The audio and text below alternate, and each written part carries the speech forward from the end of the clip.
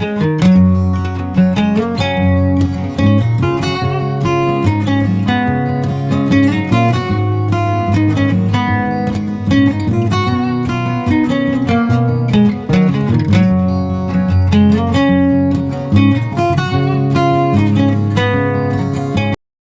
assalamualaikum warahmatullahi wabarakatuh. Salam rahayu, salam sejahtera penyejuk jiwa. Apa kabar sahabat Kang Edi Banyuwangi? Seperti biasa, jangan lupa didulek, share, like, subscribe, dan komen di bawah kolom komentar. Oh ya, baik, kali ini Kang Edi akan jawab pertanyaan tadi di slide tadi yang pertama ya, tentang apa betul, benarkah saat ada orang kesurupan itu bisa dinetralisir, bisa diobati dengan cara tidak kasar.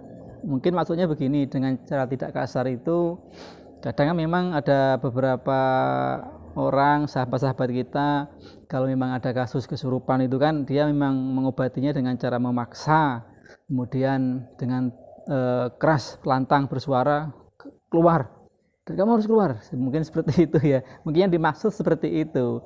Apakah memang bisa, apakah memang harus seperti itu, atau memang bisa dilakukan dengan cara tidak kasar, maksudnya dengan cara halus, lemah lembut. Baik sahabat Kang Edi Banyuwangi, ya memang pertanyaan yang sulit dalam artian kalau kita tidak mengalaminya, mungkin kita juga akan bicaranya susah, kita menerangkannya susah kalau kita tidak mengalaminya sendiri, karena mungkin 85% saat ada kesurupan, entah itu massal, entah itu perorangan, entah itu di tempat kerja, perusahaan, atau bahkan di sekolah-sekolah, ya mungkin rata-rata sahabat-sahabat semua yang ahli spiritual atau ahli pengobatan di dunia non medis atau yang ahli menetralisir kesurupan, rata-rata memang menggunakan kalimat yang tadi, keluar, atau dengan ancaman-ancaman, ya mungkin seperti itu. Kebanyakan mungkin dengan menggunakan ancaman-ancaman, dia mengancam, kalau tidak keluar saya bunuh, kalau tidak keluar saya bakar, ayo keluar. Ya, memang rata-rata seperti itu. Nah, kembali ke pertanyaannya, apakah memang bisa Kang Edi dilakukan dengan tidak harus kasar seperti itu?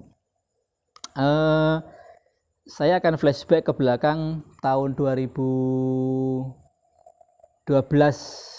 Ini sharing saja ya. Tadi pada intinya saya tidak akan menyalahkan cara-cara yang seperti itu tadi di awal, dan saya juga tidak membenarkan cara saya, karena masing-masing kita kan mempunyai pengalaman dan versi cara masing-masing. Dulu saya pernah diundang, nih ceritanya, diundang ke sebuah sekolahan di salah satu SMP negeri ya, di sekitaran Muncar sini ya. Kebetulan ada siswinya itu kesurupan massal bergantian. Waktu itu sebelum saya memang sudah ditangani oleh beberapa ahli spiritual, bahkan didatangkan juga seorang ustadz, dan katanya juga menurut informasi didatangkan juga seorang kiai. Namun setelah proses itu semua tetap saja masih terjadi kesurupan lagi, sampai akhirnya waktu itu saya juga sempat mendengar dari tetangga sekolah sana ya, katanya kok tidak ada yang bisa menetralisir atau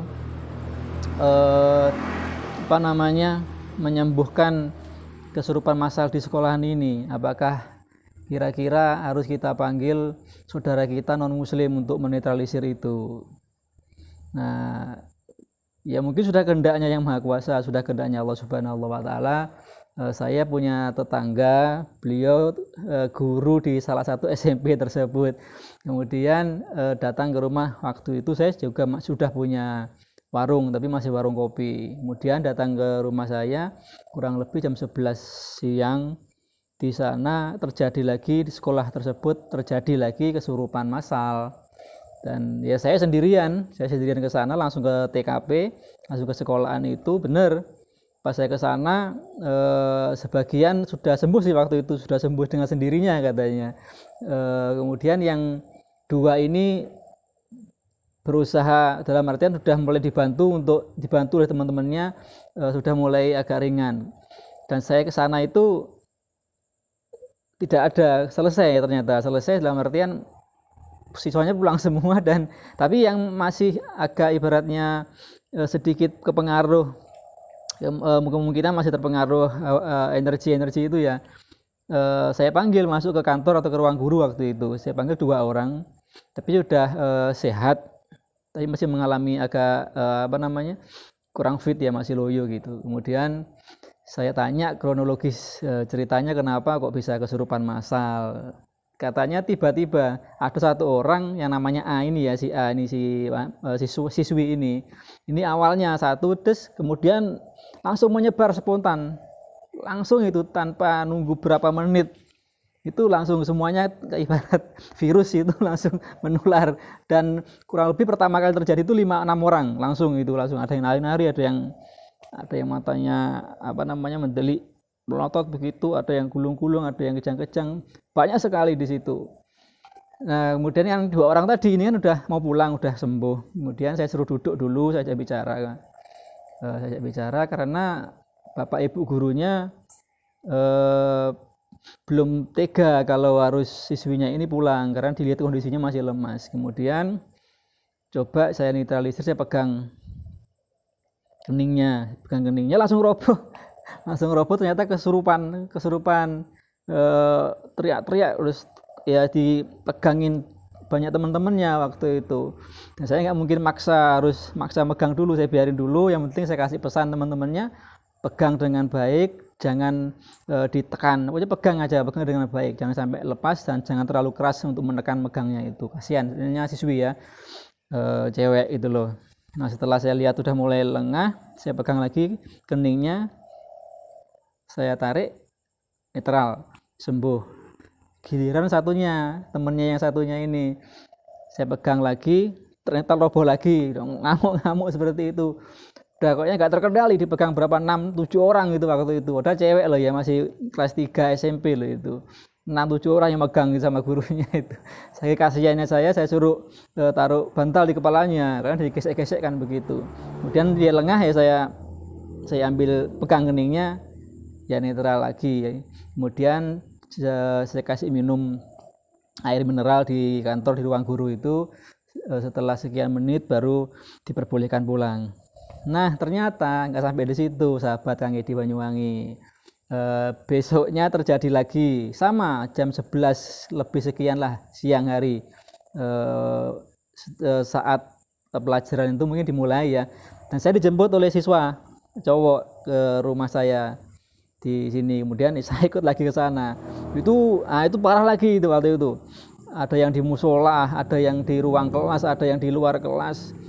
Nah, kemudian saat saya masuk, saya sudah netralisir yang di musola. Kemudian yang di pojok kelas itu teriak-teriak.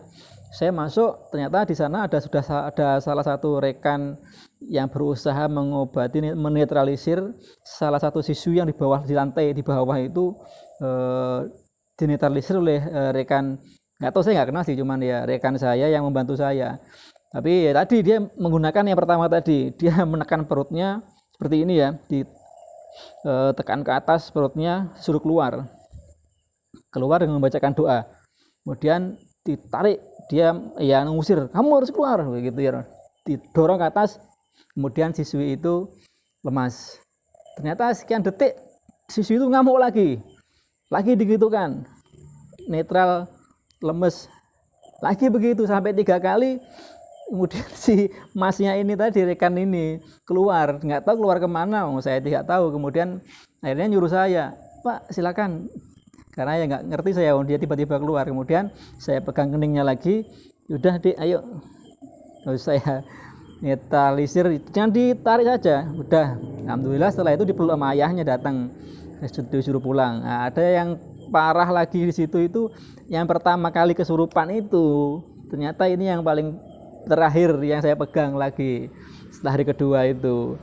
Tapi sebelumnya udah beberapa hari ke belakang itu sudah banyak yang menangani ya. Ya alhamdulillah, mungkin Allah memberikan saya hidayah hingga saya bisa menetralisir, menyembuhkan kesurupan massal di daerah di sekolahan itu. Nah, yang terakhir ini akhirnya saya netralisir di atas bangku.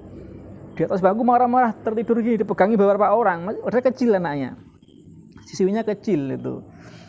Katanya ya dia mau saya pegang selalu menghindar, kepalanya saya pegang menghindar. Jangan, saya kasihan, penting pegang aja dulu, pegang pelan-pelan, pokoknya pegang rame-rame, jangan ditekan, ikutin aja geraknya.